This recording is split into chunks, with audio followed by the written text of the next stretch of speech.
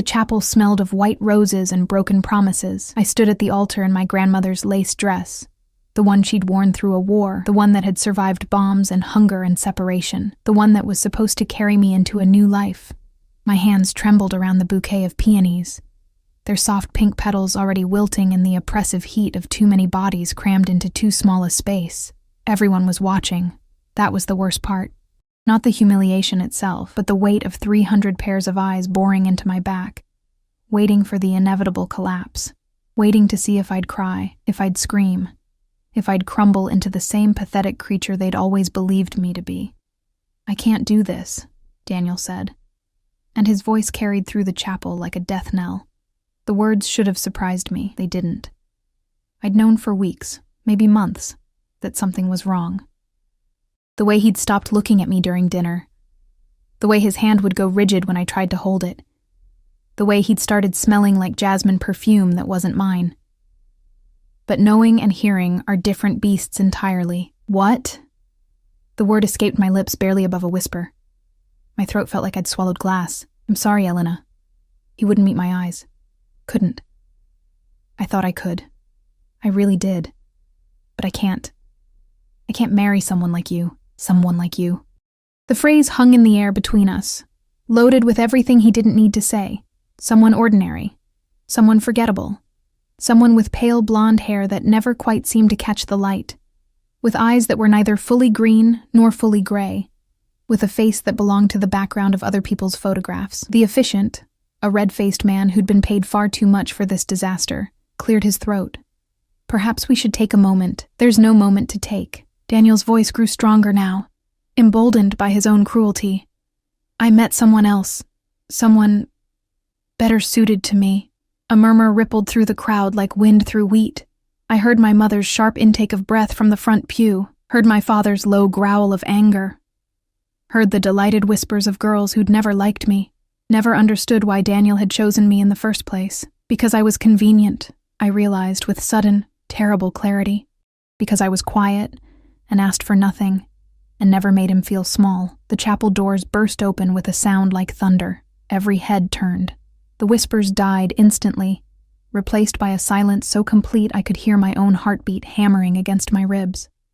A man stood in the doorway, backlit by afternoon sun that turned him into shadow and suggestion. But I didn't need light to know what he was. Power radiated from him in waves that made the air itself feel heavier, made breathing an act of conscious effort. Alpha. The word rose in my mind unbidden. Not just any alpha, the Alpha, king of the Northern Territories, ruler of the largest pack in the Western Hemisphere, a creature of legend who supposedly hadn't left his fortress in 5 years. What was he doing here? He moved down the aisle with a predator's grace, each step deliberate and unhurried. People pressed themselves against the pews to give him space, and I saw fear in their faces. Real, primal fear, the kind that lives in the oldest parts of the human brain, the parts that remember when we were prey. My fingers tightened around the bouquet, until I felt stems crack. He was tall, taller than Daniel, taller than any man I'd ever seen. Dark hair fell to his shoulders and his eyes. Even from a distance, I could see they weren't quite human. Too bright. Too knowing. The color of amber with flames trapped inside. He reached the altar and stopped 3 feet away from me. This close, I could smell him. Pine and smoke, and something wild that made every instinct in my body scream contradictory commands. Run. Stay. Kneel. Fight. You're refusing her. It wasn't a question. His voice was deep enough to feel in my chest, and there was no inflection to it, just statement of fact. Daniel had gone white. Actually white. Like someone had drained the blood from his face. My lord, I didn't... This isn't... Answer the question. Yes. The word came out strangled. Yes, I can't marry her. The Alpha King's eyes moved to me for the first time, and the world seemed to tilt sideways. They weren't just amber. They were ancient. Old in a way that had nothing to do with years, and everything to do with weight, the weight of power, of violence, of control so absolute it didn't need to be exercised. I should have looked away. Any sane person would have looked away. I didn't. Something flickered in his expression. Surprise, maybe. Or recognition. It was there and gone so fast I might have imagined it. Then she's mine. The chapel erupted. Gasps and shouts and my mother's cry of either joy or horror. I couldn't tell which. Daniel stumbled backward like he'd been struck. The officiant made a choking sound, and I just stood there, bouquet hanging limply in my hands, trying to understand what had just happened. "Excuse me?" I managed to say. The Alpha King extended his hand. It was a large hand, scarred across the knuckles, with calluses that spoke of violence and labor in equal measure. "Your name is Elena." Again, not a question. How did he know my name? "Yes. You were about to bind yourself to a man who doesn't value you, a man too weak to appreciate what stands before him." His hand remained extended, patient, waiting. "I'm offering you a different choice. I don't understand. Don't you?" Those flame-bright eyes held mine with an intensity that made my lungs forget how to work. "You're stronger than you know. I can see it. The question is whether you can." My mind was racing, trying to find purchase on something, anything, that made sense.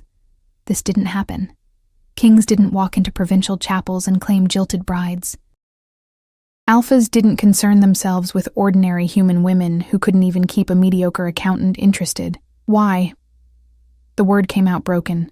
"Because," he said simply, "I've been alone for a very long time, and I'm tired of it." There was something in his voice then, something beneath the command and the power. Something that sounded almost like loneliness. I thought about Daniel's face when he'd said "someone like you." Thought about the years I'd spent making myself smaller, quieter, less. Thought about returning home to my parents' pitying looks and the whispers that would follow me through town like ghosts. "You're stronger than you know." Was I? I'd never felt strong. I'd felt invisible, forgettable. Like a sketch someone had started and then abandoned halfway through. But standing here, with the Alpha King's hand extended and 300 people holding their breath, I felt something crack open inside my chest. Something that had been sealed away for so long, I'd forgotten it existed. Anger. Not at Daniel, he wasn't worth anger. But at myself. For all the times I'd accepted less than I deserved. For all the times I'd apologized for taking up space. For all the years I'd believed the lie that being quiet meant being nothing. I looked at the Alpha King's scarred hand. Looked at his impossibly ancient eyes. Looked at the offer he was making. Not salvation, exactly, but something else. Something that felt like a door opening onto a cliff edge, terrifying and exhilarating in equal measure. My grandmother's voice echoed in my memory. "Never accept a cage just because it's pretty, Elena. Better to fly toward danger than to suffocate in safety." I dropped the bouquet. The peonies hit the floor with a soft sound that seemed to echo through the chapel. And I took his hand. His fingers closed around mine, warm and steady and sure. The touch sent electricity racing up my arm, and for just a moment, I saw something flicker across his face. Triumph, perhaps, or relief. "What's your name?" I asked, because I was holding hands with a king, and I didn't even know what to call him. The corner of his mouth lifted in something that might have been a smile. "Sebastian."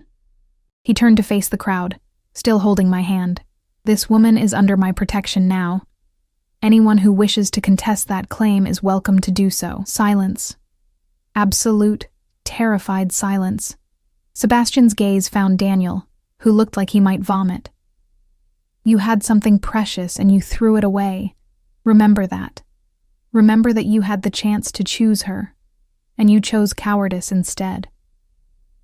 Then he looked at me, and his voice dropped low enough that only I could hear. "Can you walk, or should I carry you?" "I can walk." My voice surprised me with its steadiness. "Good." His thumb brushed across my knuckles once, gentle in a way that contradicted everything else about him. "Then let's go home."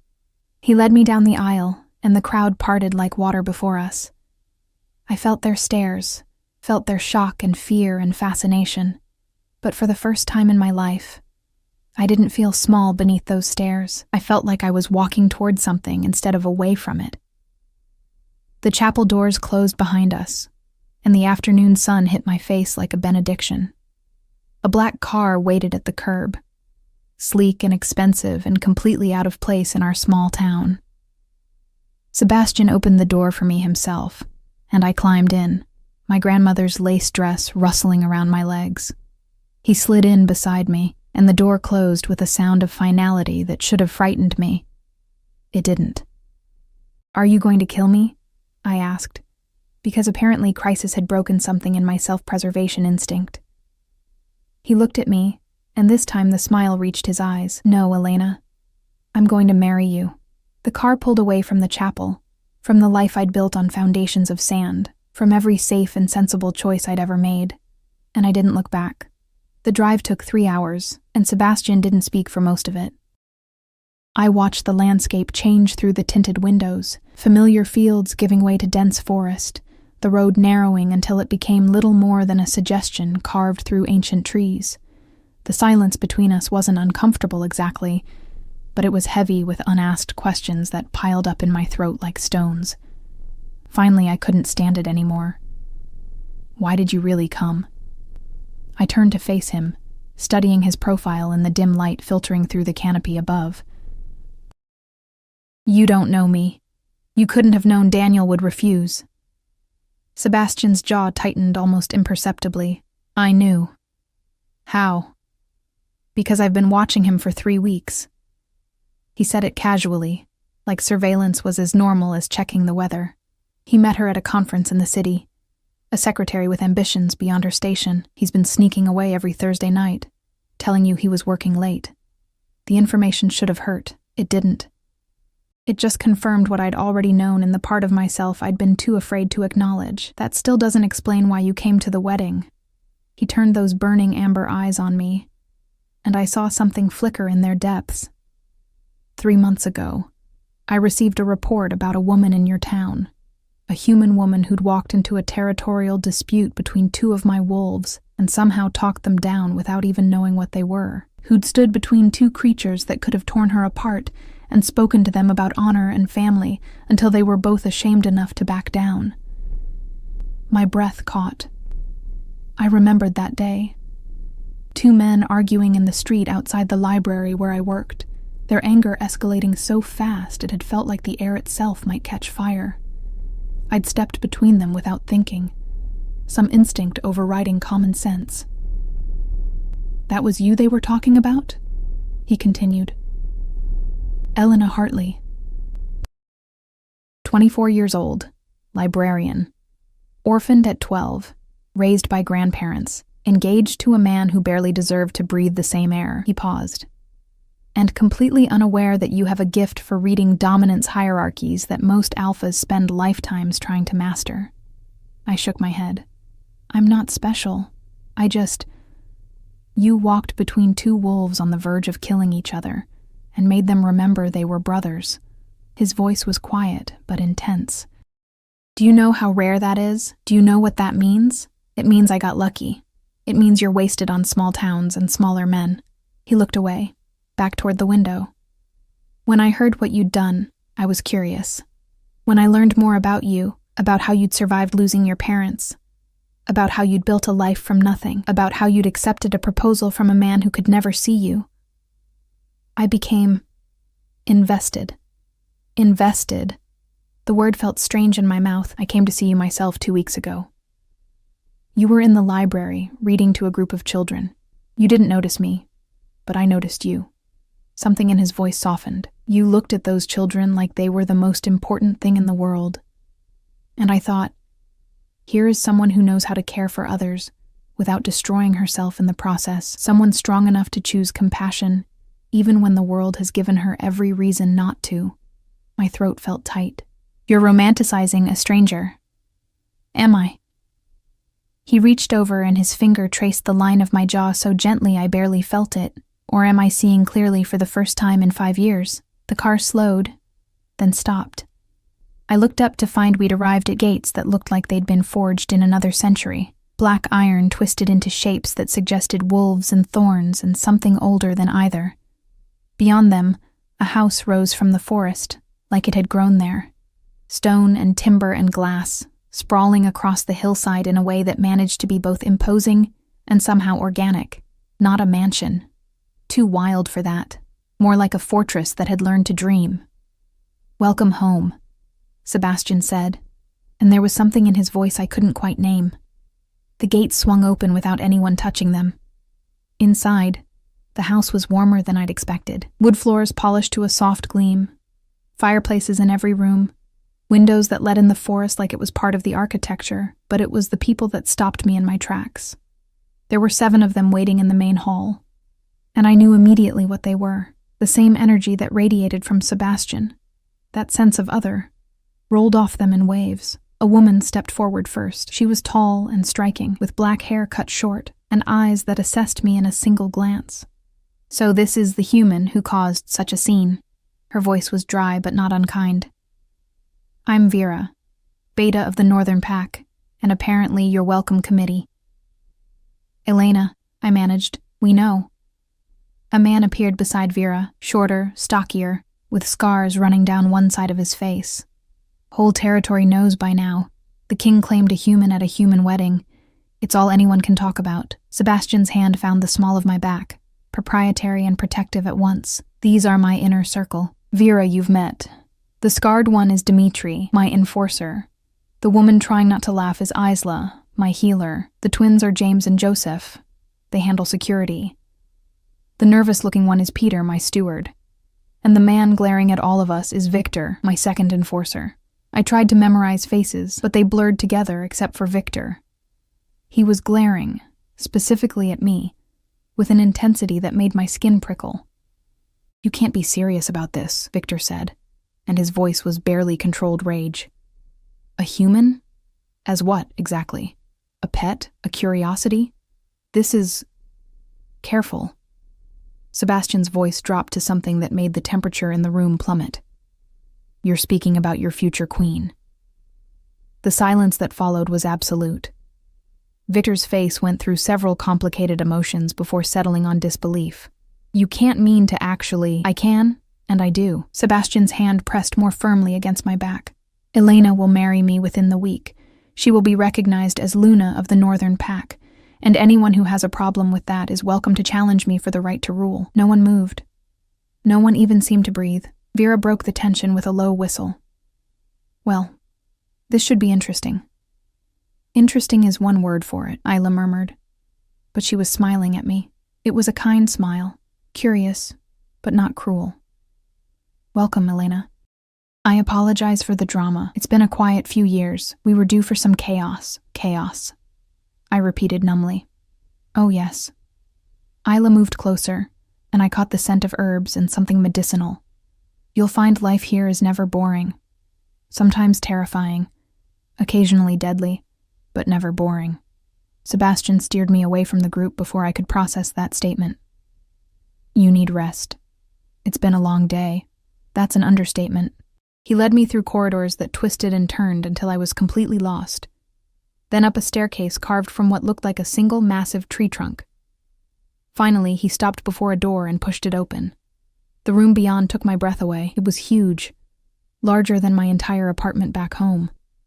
A 4-poster bed dominated one wall, carved from dark wood and piled with furs and fabrics in shades of cream and gray. Windows looked out over the forest, and I could see mountains in the distance, their peaks still capped with snow despite the summer heat, but it was the little details that caught me. Books on the shelves, including several I'd mentioned loving in conversations I couldn't remember having. A writing desk positioned to catch the morning light. Fresh flowers in a vase, the same pale pink peonies I'd carried at the wedding. "How did you—" "I pay attention," Sebastian said simply. He moved to the window, putting distance between us. "This will be your room. Mine is across the hall if you need anything. There's a bathroom through that door, and Vera will bring you clothes in the morning. Your things from your apartment are being packed and shipped here as we speak." I should have been angry about the presumption, about the way he'd arranged my life without asking. But I was too tired to be angry, and beneath the exhaustion was something else. Something that felt almost like relief. "What happens now?" I asked. Sebastian turned to face me, and for the first time since he'd walked into that chapel, he looked uncertain. "Now you rest. Tomorrow we'll talk about the marriage, about what being Luna means. about the pack and the territories and everything you'll need to know. But tonight," he paused, and something vulnerable flickered across his face.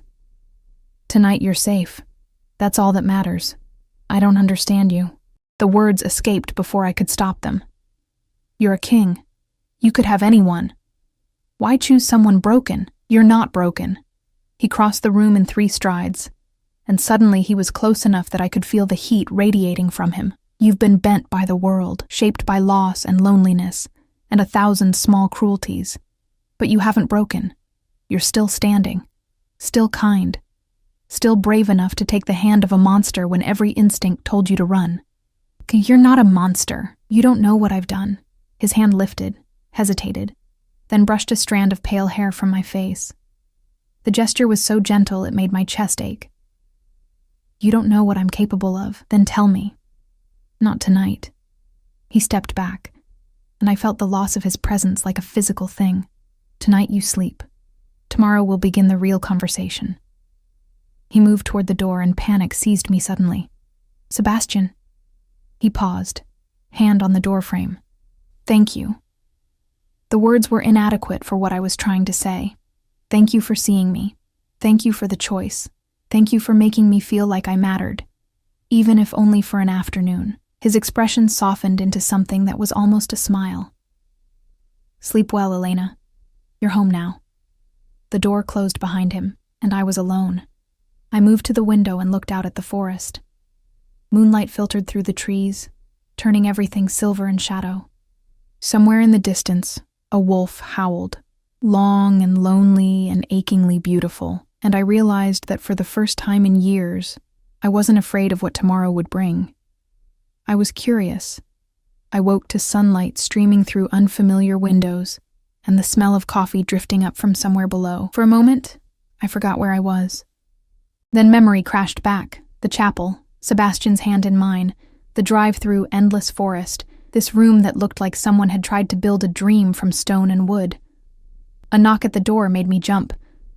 "Come in," I called, pulling the covers up to my chin even though I was still wearing my grandmother's dress. I'd been too exhausted to take it off, had simply collapsed onto the bed and fallen into sleep so deep it felt like drowning. Vera entered, carrying a tray laden with food and a stack of clothes draped over one arm. She moved with the fluid grace of someone completely comfortable in her own skin, her short black hair still damp like she'd just showered. "Morning," she said, setting the tray on the desk. "Sebastian thought you might be hungry. Also thought you might want something to wear that isn't lace and broken dreams." I couldn't help it. I laughed. It came out rusty, like I hadn't used those muscles in too long. Vera's expression softened slightly. "That's better. You looked half dead last night." She tossed the clothes onto the bed. "These should fit. If they don't, let me know and I'll find something else." I reached for the clothes. Soft cotton pants, a simple shirt, undergarments that looked expensive. "Thank you." "Don't thank me yet. You haven't heard what today has in store."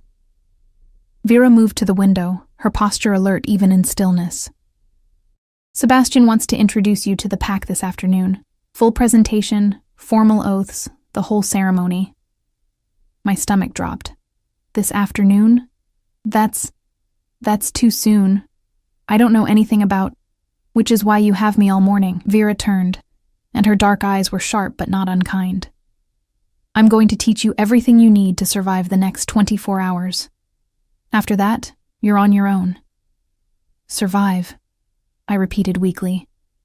"Poor word choice." She waved a hand dismissively. "You'll be fine. Probably. Sebastian wouldn't have claimed you if he didn't think you could handle this." I wanted to argue, to explain that I was just an ordinary woman who'd stumbled into an extraordinary situation through sheer accident, but Vera was already talking again. "First things first, eat. You'll need your strength. While you do that, I'll explain the basics." She sat on the edge of the desk, crossing her arms. "The Northern Pack is the largest in the Western Territories. We have approximately 300 wolves under Sebastian's direct command, plus another 200 in allied packs. Sebastian has ruled for 7 years, and in that time, he's turned us from scattered families barely holding territory into the most powerful pack in the hemisphere. I picked at the food. Eggs, fresh bread, fruit that tasted like it had been picked this morning. Why is he so powerful? Because he's strong, smart, and absolutely ruthless when he needs to be. Vera's voice held respect bordering on reverence, but also because he understands something most alphas don't. That strength isn't just about dominance. It's about knowing when to fight and when to protect, when to lead and when to listen. She paused, studying me with an intensity that made me want to squirm. He's been alone since his mate died 5 years ago. The words hit me like a physical blow. His mate? Catherine. Vera's expression went distant. She was Beta's daughter from the Eastern Pack. Beautiful, strong, everything an alpha's mate should be. They married to seal an alliance. But somewhere along the way, it became real. He loved her. She met my eyes. And when she died in childbirth, the baby didn't survive either. Something in him broke. He sealed himself away, ruled from a distance, refused every attempt to match him with another mate. My throat felt tight. Until yesterday. Until you. Vera leaned forward, which is why half the pack thinks he's lost his mind, and the other half is cautiously hopeful. You're not Wolf. You're not political. You're not anything they expected, and that makes you either a terrible mistake or exactly what he needs. No pressure, I muttered. Vera's laugh was sharp and genuine. Oh, I like you. Good. You'll need that sense of humor. She stood, all business again. Finish eating, then get dressed. We have work to do. The next 3 hours were a blur of information delivered at breakneck speed. Vera walked me through the pack's hierarchy. Alphas at the top, then betas who served as seconds and advisors, then various ranks down to the omegas who held the pack together through emotional stability rather than strength. She explained about challenges and dominance displays, about the importance of scent and body language, about 1,000 tiny rules I'd never even known existed. The most important thing, she said as we walked through the house's twisting corridors, is that you don't show fear. Wolves can smell it and fear makes you prey. You don't have to be aggressive. Sebastian wouldn't want that anyway. But you have to be steady, calm, like you have every right to be exactly where you are. Even though I don't, especially because you don't. She stopped before a heavy wooden door. Sebastian gave you that right when he claimed you. Now you have to believe it yourself or no one else will. She pushed the door open, and we entered what could only be described as a war room. A massive table dominated the center, covered in maps marked with territories and borders. The walls held weapons, some modern, some ancient, displayed like art. Sebastian stood at the far end with Dimitri and Victor, all 3 of them bent over a map. They looked up when we entered, and I felt the weight of their attention like a physical thing. How is she doing? Sebastian asked Vera, but his eyes stayed on me, better than expected. She's a quick study. Vera moved to join them at the table. Though Victor's still convinced this is all an elaborate mistake, Victor's glare could have melted steel. It's not too late to reconsider. The pack will adapt. Sebastian's voice held finality. Elena, come here. I crossed the room on legs that felt steadier than they should. When I reached the table, Sebastian's hand found my waist. A casual touch that nonetheless sent heat racing through my body. These are our territories, he said, gesturing to the map. The Northern Pack controls everything from here to the Canadian border. We have treaties with 4 allied packs and uneasy truces with 6 others. Our biggest threat comes from the Western Coalition. They've been pushing at our borders for 2 years, testing our strength. I studied the map, trying to make sense of the lines and markers. Why haven't they attacked directly? Because they're not sure they'd win. Dimitri spoke for the first time, his scarred face grave. Sebastian's reputation keeps them cautious. But if they sense weakness, they'll strike, I finished. Understanding dawned cold and clear.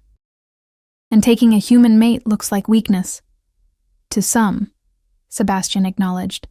To others, it looks like confidence. Like I'm so secure in my power that I can choose based on what I want rather than what politics demands. Which interpretation wins? That depends on you. His amber eyes held mine. If you stand before the pack this afternoon and show doubt, show fear, Show anything less than absolute certainty, they'll see weakness. But if you stand there like you know exactly what you are and what you're worth—" He smiled, and it was all wolf. "Then they'll see strength, and they'll respect it." Victor made a disgusted sound. "This is insane. She's had one day. Enough." Sebastian didn't raise his voice, but the command in it made Victor take an involuntary step back. "Elena is mine. That makes her yours to protect, not to question. If you can't accept that, there's the door." The tension in the room could have been cut with a knife. Victor stared at Sebastian for a long moment, jaw working like he was chewing on words too dangerous to say. Finally, he gave a stiff nod and left, the door slamming behind him with enough force to rattle the weapons on the walls. "He'll come around," Dmitri said, but he didn't sound convinced. "He doesn't have a choice." Sebastian's hand tightened on my waist. "None of them do." I should have felt like a problem, a complication these people had to solve. Instead, standing there with Sebastian's warmth against my side and these powerful beings treating me like I mattered, I felt something I hadn't felt in years. I felt seen. "What do I need to do this afternoon?" I asked, proud when my voice came out steady. Sebastian's expression softened with what might have been approval. "Stand beside me. Meet the pack. Accept their oaths of loyalty." And most importantly, he turned to face me fully, both hands coming up to frame my face with a gentleness that stole my breath. "Be yourself. That's what I chose. That's what they'll learn to value. And if they don't, then they'll learn to fear me more than they distrust you." No humor in his voice now, just flat certainty. "I've killed for less than disrespecting what's mine." The words should have frightened me. They didn't. Maybe because I could see the truth beneath them. Not cruelty, but protection so fierce it bordered on savagery. He would burn the world before he let it hurt me. When had anyone ever felt that way about me? "Okay," I said, "I'll do it." His smile was slow and genuine, transforming his face from formidable to devastating. "I knew you would." The afternoon arrived too quickly. Isla helped me dress in clothes that walked the line between formal and practical. Dark pants that moved easily, a shirt in deep blue that somehow made my pale hair look less washed out, boots that were sturdy enough for anything. She worked quickly and efficiently, her hands gentle as she braided my hair into something more controlled. "You're nervous," she observed. "Terrified." "Good. That means you're not stupid." She secured the braid with a leather cord. But terror and courage aren't opposites. Courage is being afraid and doing it anyway. "Did you read that in a fortune cookie?" She laughed, the sound bright and unexpected. "I like you, Elena. More than I expected to." Her hands stilled on my shoulders. "Sebastian chose well. He doesn't always. He let grief make him hard, make him distant. But you remind him what it's like to want something beyond survival. I don't know if I can be what he needs. None of us do. That's the secret." She squeezed my shoulders once, then stepped back. "But you'll try, and that's more than anyone can ask." A knock at the door. Vera, dressed in formal leathers that made her look even more dangerous. "It's time." My heart hammered against my ribs as we walked through the house toward what Vera called the gathering grounds. The corridors seemed longer than before, or maybe that was just my perception stretching time into something elastic and strange. We emerged into a clearing behind the house, and my breath caught. Hundreds of people filled the space, some in human form, some shifted into massive wolves that made my childhood fears seem quaint. They formed a loose circle around a raised platform where Sebastian already stood, waiting. The crowd parted as we approached, and I felt their eyes on me, assessing, judging, wondering what their king saw in this ordinary human woman. I lifted my chin and kept walking. Sebastian's expression when he saw me was worth every moment of fear. His eyes lit with something that looked almost like pride, and he extended his hand the same way he had at the altar. I took it without hesitation. "My pack." Sebastian's voice carried across the clearing, amplified by alpha command until every person, every wolf, could hear. "I present to you Elena Hartley, my chosen mate, your Luna." The silence that followed felt alive. Then someone in the crowd shifted. A massive gray wolf with silver-tipped fur. He padded forward and lowered his head in a gesture of submission, and I understood without being told that this was an oath. Others followed. One by one, then in groups, wolves and humans alike approached to acknowledge their new Luna. Some looked pleased. Some looked skeptical. A few looked openly hostile, but they all bowed. And I stood beside Sebastian with my hand in his, pretending I belonged there until pretending became something like truth. The celebration lasted well into the night. What started as a formal ceremony dissolved into something more organic. Food appeared from somewhere, music started playing, and the pack transformed from a collection of wary strangers into something that almost felt like family. Almost. I stood at the edge of the gathering, watching wolves dance and laugh, and exist in ways that seemed impossibly free. Sebastian had been pulled away by various pack members needing his attention, leaving me to navigate alone. "You look lost." A young woman appeared at my elbow, holding 2 cups of something that smelled like honey and fire. She had warm brown skin and kind eyes, and she offered me one of the cups with a smile. "I'm Maya, Omega of the Western Border Patrol." "Elena?" I took the cup gratefully. "And I am lost, completely." "That's normal. Give it a month. You'll know everyone's names and half their secrets." She took a sip of her drink, watching me with open curiosity. "Can I ask you something?" "Sure." "What did you see in him? The king, I mean. Everyone's wondering. Was it the power? The money? Because from what I heard, you didn't even know who he was when you took his hand." I thought about how to answer that, how to explain the moment at the altar when Sebastian's ancient eyes had looked at me and seen something I'd never seen in myself. "He made me feel like I existed," I said finally. "Like I wasn't just background noise in someone else's story." Maya's expression softened. "That's actually really romantic and explains a lot." She nodded toward where Sebastian stood talking with Dimitri. "He's been empty for so long. We all hoped someone would reach him eventually, but we never expected—" She caught herself. "Sorry, I'm being nosy." "It's okay. I'd wonder too if I were you." I watched Sebastian across the clearing, the way he held himself with such controlled power. "Can I ask you something now? Fair trade." His first mate, Catherine. What was she like? Maya's face went complicated, beautiful, strong, everything you'd expect an alpha's mate to be, but she hesitated, choosing words carefully. She was also cold, ambitious. She loved Sebastian, I think, but she loved power more. When she died, there were whispers that maybe the pregnancy was a trap, a way to bind him permanently. My chest tightened. That's horrible. That's politics. Maya shrugged. The Eastern Pact got exactly what they wanted, a permanent alliance through tragedy, and Sebastian got a ghost he couldn't escape. She looked at me directly. "Until you. You're not political. You're not calculating. You're just real. And I think that's what he needs." Before I could respond, a commotion erupted near the forest edge. The music stopped. Conversations died mid-sentence. Every head turned toward where 3 wolves burst from the tree line, their fur matted with what looked like blood. Sebastian was moving before anyone else, crossing the clearing with supernatural speed. I followed without thinking, Maya close behind. The wolves shifted as we approached.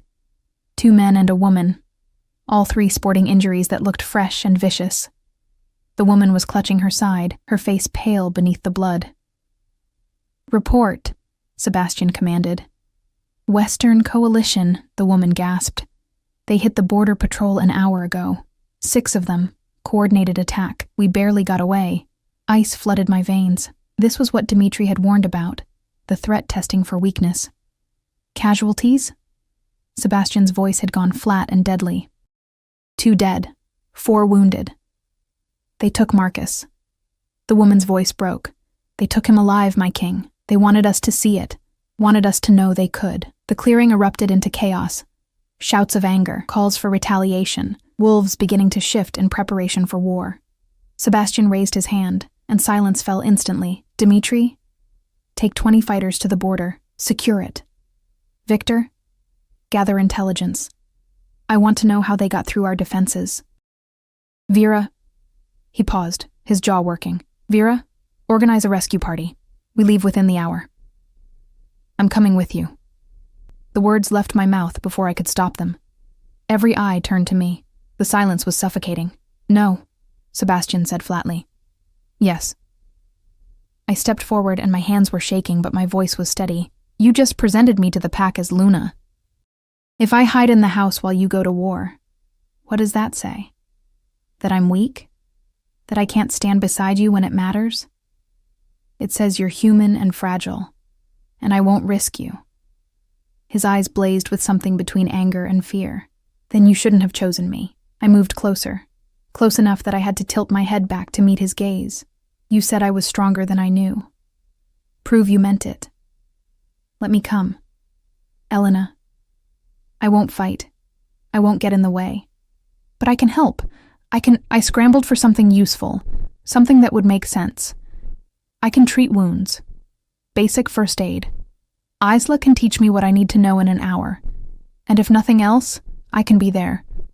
Show the pack that their Luna doesn't abandon them when things get hard." Sebastian stared at me for a long moment, and I could see the war playing out behind his eyes. Finally, he turned to Vera. "What do you think?" Vera's expression was considering. "She's not wrong. And if we're trying to project strength, having her there sends a message that you're confident enough to bring your mate into danger, that you trust her not to be a liability." "I could be a liability," I admitted. "I probably will be, but I'm asking you to trust me anyway." Something shifted in Sebastian's expression. The anger drained away, replaced by something that looked almost like wonder. "You're serious?" "Completely." He reached out and cupped my face in both hands, his touch achingly gentle. "You terrify me. Do you know that? You walked into my life yesterday, and already I can't imagine it without you." My breath caught. "Sebastian, if you come, you stay with Isla. You follow orders without question. And if I tell you to run, you run. Understood?" "Understood." He kissed my forehead once, brief and fierce, then released me. "Vera, she's yours. Keep her alive or I'll hold you personally responsible." "Understood, my king." Vera's hand closed around my arm. "Come on, Luna. Let's get you ready for war." An hour later, I sat in the back of a transport vehicle, wearing borrowed armor that was too big, and carrying medical supplies I barely knew how to use. Isla had given me a crash course in field medicine, how to pack wounds, how to recognize shock, how to keep someone alive long enough for a real healer to take over. My hands had shaken through the whole lesson, but I'd absorbed every word. Now, racing through dark forest toward a border I'd never seen, I wondered if I'd made a terrible mistake. Vera sat across from me, checking weapons with practiced efficiency. Second thoughts? About 1,000 of them. That's healthy. She holstered a knife that looked like it could gut a bear. But you're here anyway. That takes courage. Or stupidity. Sometimes they're the same thing. She met my eyes. "Listen to me, Elena. When we get there, it's going to be chaos. Blood and violence and things you've never imagined. You're going to want to freeze or run or hide. Don't. Stay focused on what you can control. The medical supplies, the wounded, your breathing. Let everything else be background noise. I don't know if I can do this. You can. You already have." She leaned forward. "You stood in front of 300 wolves this afternoon and didn't flinch.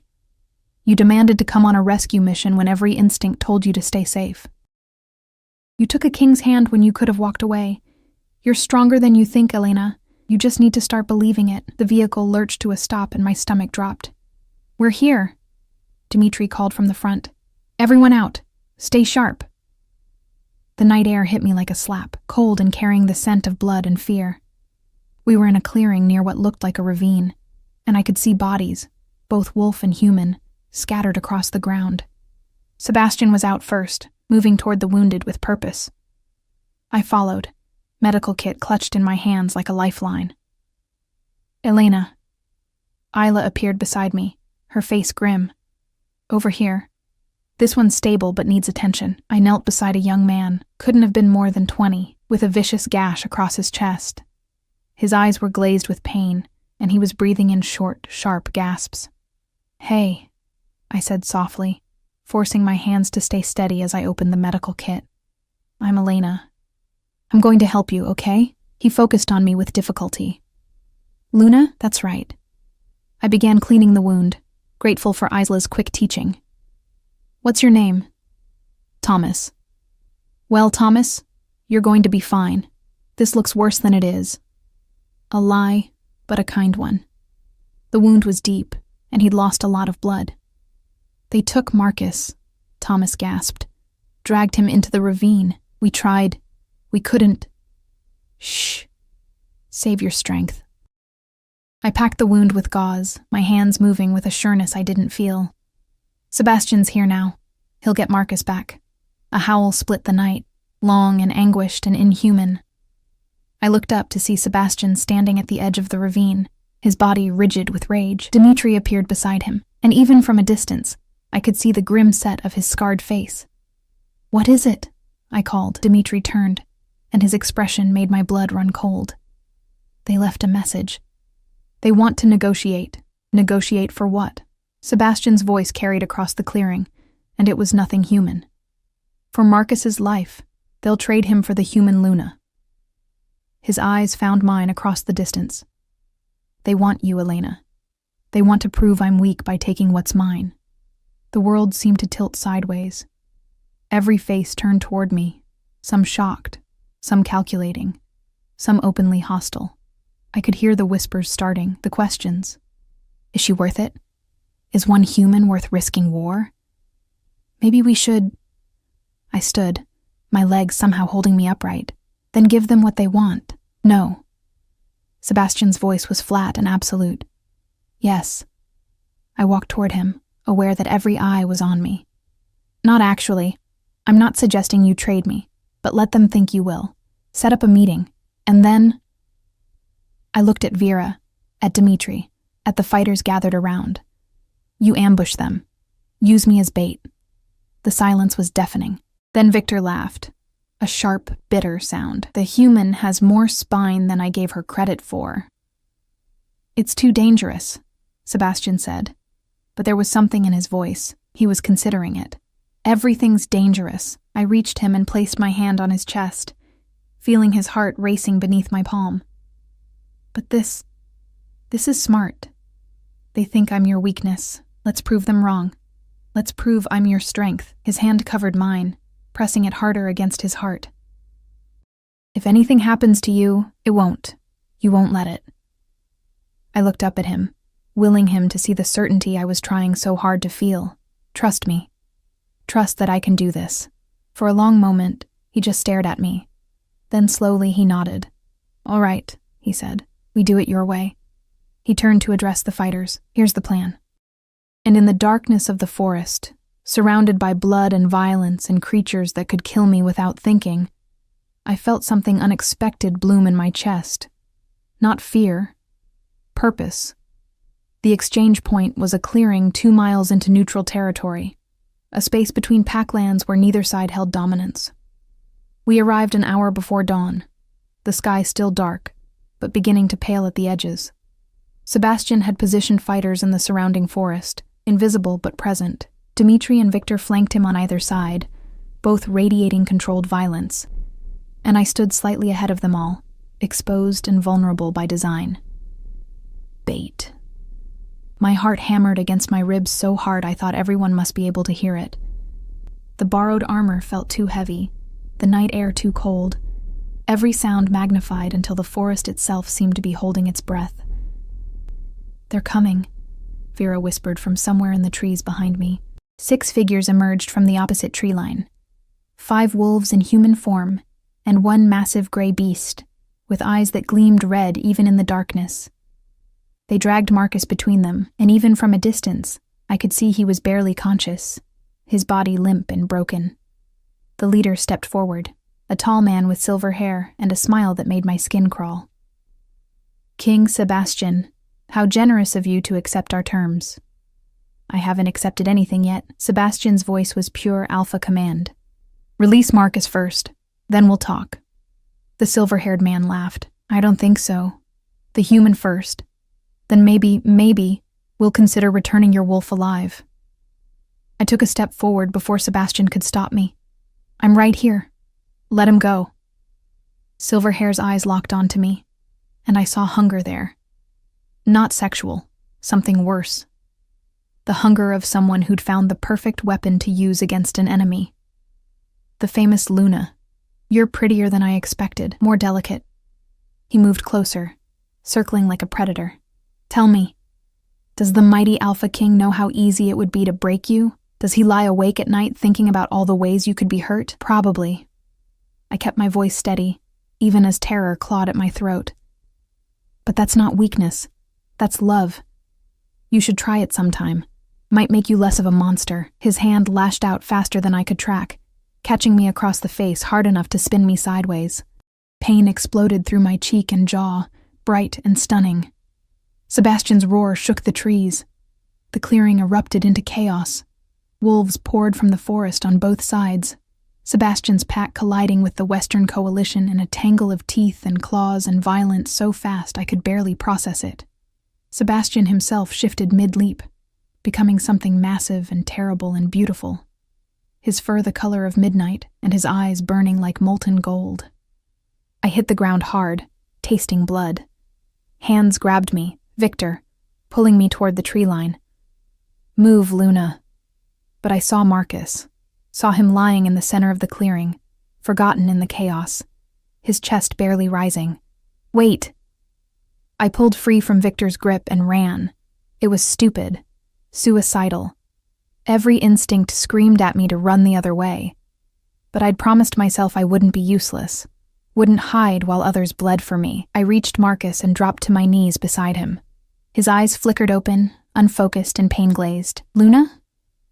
I've got you." I hooked my arms under his shoulders and started dragging him backward. He was heavy, much heavier than he looked, and every inch felt like a mile. A shadow fell over me. I looked up to find the silver-haired man standing there, his smile gone, replaced by cold rage. "You ruined everything." He raised his hand, claws extending, and I knew with absolute certainty that I was about to die. Then Sebastian was there. He hit the silver-haired man with the force of a freight train, and they went down in a snarling mass of fur and fury. I couldn't look away, couldn't do anything but watch as Sebastian tore into his enemy with savage efficiency. It was brutal, primal, and over in seconds. When Sebastian shifted back to human form, he was covered in blood that wasn't his own. His eyes found mine across the clearing, and the fear in them was almost worse than the violence had been. "Elena, I'm okay." My voice shook, but I meant it. "I'm okay." He crossed the distance in 3 strides and pulled me into his arms with enough force to drive the air from my lungs. His hands ran over me frantically, checking for injuries, his breath coming in harsh gasps against my hair. "You ran toward danger," he said, and it sounded like an accusation and a prayer all at once. "You could have been killed, but I wasn't." I pulled back enough to see his face. "And Marcus is alive. That's what matters." Around us, the fighting had ended. The Western Coalition lay defeated, some dead, some captured, all thoroughly beaten. Sebastian's wolves were tending to their wounded, and I could see Isla moving among them with practiced efficiency. Victor approached, his expression complicated. "The Luna has courage," he said grudgingly. "I'll give her that." "She's insane," Dmitri added, but he was smiling. "Completely, utterly insane." "She's perfect," Sebastian said simply, and the way he looked at me made my chest ache. We returned to the house as the sun rose, painting the forest in shades of gold and amber. I sat in the main hall with a mug of tea that had gone cold, watching pack members come and go, all of them stopping to nod at me or murmur quiet thanks. Thomas, the young wolf I'd treated, brought me flowers from the garden. Maya hugged me hard enough to crack my ribs. Even Victor managed something that might have been a smile. "You've won them over," Vera said, sitting beside me. "That was quite the first night as Luna. I didn't do anything special. I struggled for words. I just did what felt right. That's exactly what makes it special." She studied me with those sharp, dark eyes. "Most people in your position would have played it safe, stayed protected, let others take the risks. But you saw someone who needed help and you ran toward the danger. That's not strategy, Elena. That's character. Sebastian appeared in the doorway, freshly cleaned and wearing clothes that didn't have bloodstains. His eyes found me immediately, and the relief in them was palpable. "Can I steal her?" he asked Vera. "She's yours to steal." Vera stood, squeezing my shoulder once before leaving. Sebastian crossed the room and extended his hand, the same gesture he'd made at the altar, at the platform, at every crucial moment. I took it, letting him pull me to my feet and lead me through the house to a room I hadn't seen before. It was a library, floor-to-ceiling shelves packed with books, comfortable chairs positioned near windows that looked out over the mountains, and a fireplace where flames crackled softly. It looked like someone had tried to build peace out of wood and paper. "This was Catherine's favorite room," Sebastian said quietly. "She spent hours here." I tensed, unsure why he was telling me this. "I haven't been able to come in here since she died." He moved to one of the windows, his back to me. Every time I tried, all I could feel was the absence, the ghost of what I'd lost. "Sebastian. But last night, when I thought I might lose you," he turned, and his eyes were bright with something that looked like tears. "I realized something. Catherine was my mate. I loved her. But she was also a political alliance I convinced myself was more. And when she died, I mourned the idea of her more than the reality." He crossed to me, his hands coming up to frame my face with infinite gentleness. "You're not an idea, Elena. You're not politics or strategy or anything calculated. You're just real, complicated and brave and completely terrifying. And in 2 days, you've made me feel more alive than I have in 5 years. Tears spilled down my cheeks before I could stop them. "I'm scared. I don't know how to be what you need. You already are." His thumb brushed away my tears. "You just have to keep being yourself. That's all I want. All I've ever wanted." "I took your hand because I was running away," I admitted. "From humiliation, from a life that felt too small. I didn't know what I was choosing. And now?" I thought about the past 2 days. About standing before the pack, about running toward Marcus, about the moment in the clearing when I'd looked up and seen Sebastian tearing through his enemies to reach me. About the way he looked at me like I was something precious and powerful all at once. Now I think maybe I chose exactly right. His smile was slow and devastating. "May I kiss you?" The question was so unexpected, so gentle after everything, that I laughed, a sound somewhere between joy and disbelief. "Yes." He kissed me like I was made of starlight and he'd been living in darkness for years. Soft at first, almost reverent, then deeper as I pressed closer. His hands slid into my hair, and mine fisted in his shirt, and for a moment, the world narrowed to just this, his mouth on mine, his heart beating against my palm, the certainty that I was exactly where I belonged. When we finally broke apart, we were both breathing hard. "Marry me," he said.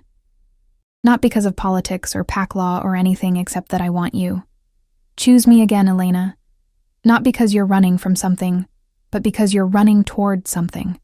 I looked at this man, this king, this alpha, this creature of power and violence and surprising tenderness. I thought about Daniel at the altar, about the life I'd almost settled for, about my grandmother's voice saying better to fly toward danger than to suffocate in safety. "Yes," I said. "I choose you. I choose this. I choose all of it." His expression transformed into something that looked like joy, pure and unguarded and absolutely beautiful. The wedding happened a week later in the same clearing where I'd been presented to the pack.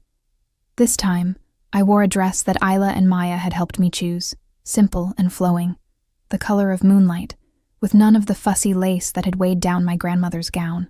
My hair fell loose down my back, and I carried wildflowers that the pack children had picked that morning. The whole pack attended. 300 wolves gathered to watch their king marry a human woman who'd stumbled into their world by accident and somehow decided to stay. Sebastian waited for me at the center of the clearing, dressed in formal clothes that made him look like something out of a fairy tale, dangerous and beautiful, and completely mine. His eyes tracked my approach with an intensity that made my breath catch. Vera officiated, her voice carrying through the clearing. "We gather to witness the union of our king and his chosen mate, to bind them not just in law, but in heart and soul and purpose." She turned to Sebastian. "Do you, Sebastian Gray, Alpha King of the Northern Territories, take Elena Hartley as your mate, your Luna, your partner in all things?" "I do." His voice was steady and sure. "For as long as we both live and beyond." "And do you, Elena Hartley, take Sebastian Gray as your mate, your king, your partner in all things?" I looked at Sebastian, at the man who'd seen me when I was invisible, who'd offered me a choice when I had none, who'd taught me that strength and vulnerability weren't opposites, but partners. "I do," I said, "for as long as we both live and beyond." Vera smiled. "Then by the power vested in me by pack law and ancient right, I declare you mated. Bound by choice and sealed by love." Sebastian pulled me into his arms and kissed me in front of 300 witnesses, and the clearing erupted into howls, joyful and wild and accepting. When we finally broke apart, he pressed his forehead to mine. "My Luna," he whispered. "My Elena. My home. My Sebastian," I whispered back. "My choice. My future." And somewhere in the crowd, I heard Maya telling Thomas about the human Luna who'd run toward danger, who'd faced down enemies, who'd proven that courage came in unexpected packages. I heard Victor grudgingly admit that maybe, the king had chosen well. I heard the pack accepting me not because I was strong or powerful or anything special, but because I'd chosen to stand with them, to bleed with them, to be part of something larger than myself. That night, as Sebastian and I stood on the balcony outside our shared room, looking out over the forest that was now my home, he pulled me close. "Any regrets?" he asked. I thought about the chapel, about Daniel's rejection, about the moment I'd taken Sebastian's hand without knowing where it would lead. "Not a single one," I said, and meant it with every fiber of my being. He kissed the top of my head. "Good, because you're stuck with me now. I can think of worse fates. Name one." "Marrying a mediocre accountant who smelled like jasmine perfume." His laugh was warm and genuine and free. "Fair point." We stood there as the moon rose over the mountains, two people who'd found each other in the wreckage of broken plans and built something new from the pieces. Not perfect.